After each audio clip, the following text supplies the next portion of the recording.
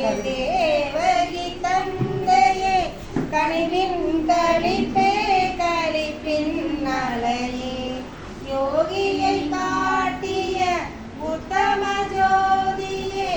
எட்டயபுரத்தின் பாச மலரே நற்கதிக்கு வழி காட்டினாய் நீயே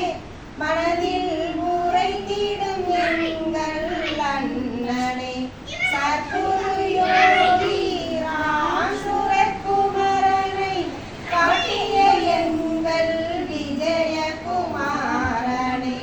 வாழிய இளசையின் யோக நற்பிலம்பே